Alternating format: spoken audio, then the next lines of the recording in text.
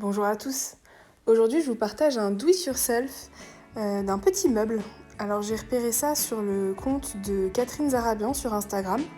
Elle a fait un Rubik's Cube géant avec une table qu'elle a upcyclée. Donc moi, je n'ai pas de table à upcycler, mais j'ai des chutes de bois. Parce que mon mari adore garder toutes sortes de chutes de bois. Donc là, on a tapé dans le stock pour pouvoir faire ce do-it-yourself.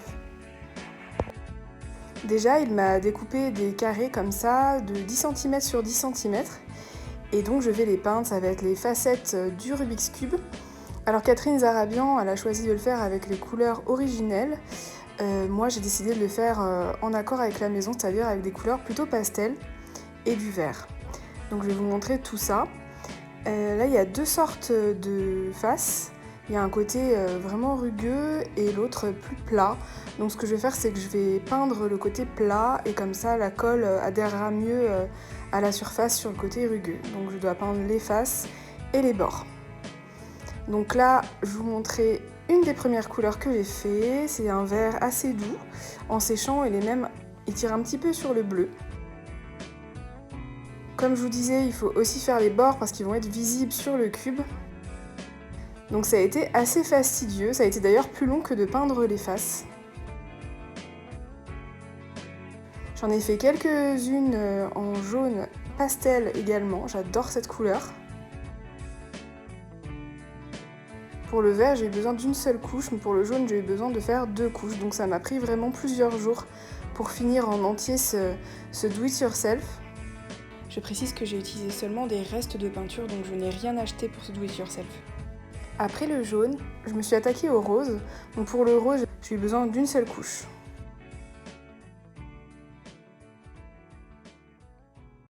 Ensuite, j'ai pris une autre couleur de vert, donc c'est un vert doux kaki. Et enfin du blanc, donc idem pour le blanc, il m'a fallu 2 bonnes couches. Et là, ça commençait déjà à être pas mal, je voyais un peu le rendu que ça allait faire.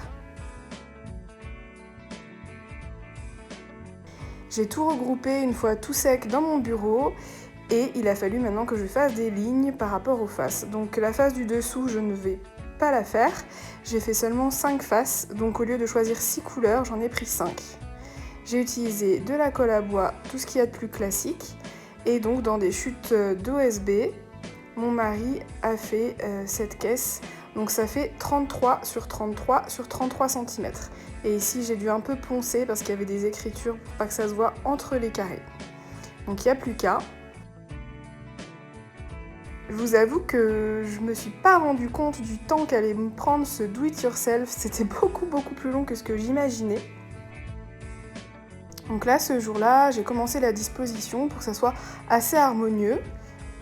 Donc comme vous le voyez, je n'ai pas peint le bois du cube en lui-même, j'ai décidé de le laisser brut. Au tout début, je me demandais si j'allais le faire en noir comme un vrai Rubik's Cube, mais ça ne va pas chez moi. Après, je me suis dit peut-être je vais le peindre en blanc, mais dans ce cas-là, les carrés blancs seraient mal ressortis. Et finalement, je trouve qu'avec un fond bois, c'est très bien comme ça. Ça me plaît d'autant plus. Donc là, je regardais un peu comment il fallait disposer avant de coller, sachant que, au vu des dimensions que j'ai choisies, il fallait qu'il y ait 0,5 cm par côté et 1 cm entre les carrés en eux-mêmes. Donc il fallait être assez précis, ce qui n'était pas facile parce que forcément une fois qu'on a mis la colle, ça glisse sur le bois.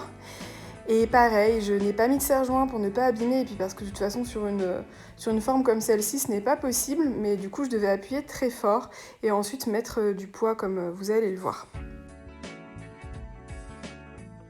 Alors, évidemment ce n'est pas 100% réaliste vu que comme je vous le disais, comme en dessous c'est creux, je n'ai fait que 5 faces au lieu de 6, c'est qu'il y a 5 couleurs au lieu de 6 sur un Rubik's Cube classique, mais j'ai quand même essayé que dans le visuel ça soit réaliste.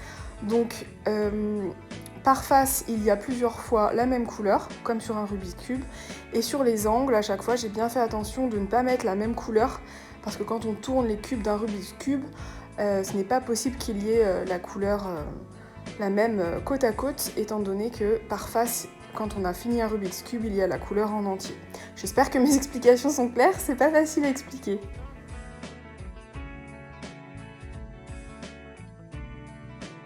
Ça m'a pris énormément de temps de séchage aussi, il a fallu que je laisse reposer à chaque fois plus d'1 heure et j'ai eu des mauvaises surprises sur certains côtés, avec les carrés qui se mettaient sur certaines couleurs, je ne sais pas pourquoi, à glisser. Donc il a fallu que je les recolle et que je remette du poids, donc ça a été vraiment très très long. Là, la première face était terminée, ça commençait à me donner une petite idée. Et comme je vous disais, j'ai mis des poids, donc pour ça, rien de mieux que les livres d'histoire de l'art. Le 19e et le 20e sur la tête, c'est bien lourd. J'ai avancé dans le temps parce que j'avais pas à vous montrer pour chaque face parce que c'est exactement le même principe, mais là du coup il y avait un bon avancement. Et voici enfin avec les 5 faces terminées. Ici on se rend mieux compte des 3 couleurs du coin qui ne doivent pas être similaires. Encore un peu de poids pour finaliser, les cathédrales en plus sur la tête. Et voilà le résultat en place dans mon salon. Je suis vraiment ravie, je trouve ça très très joli. Je trouve que l'illusion elle est là, alors c'est pas parfait puisque c'est du fait main, mais ça me va très très bien comme ça et j'ai très hâte de savoir ce que vous en pensez. Partagez-moi vos impressions en commentaire.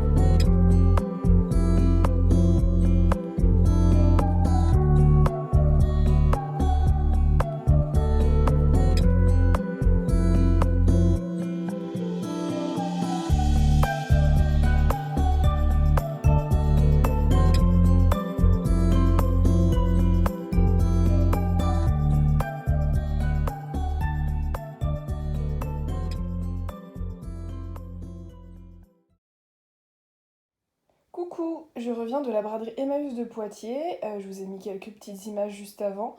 Je vais vous montrer ce que j'ai chiné du coup. Il y a cette magnifique travailleuse, c'est la plus belle pièce que j'ai eue aujourd'hui. Alors je suis désolée pour la luminosité, on est en octobre, on est en automne, il fait pas hyper beau, il y a un brouillard qui ne quitte pas Poitiers depuis ce matin.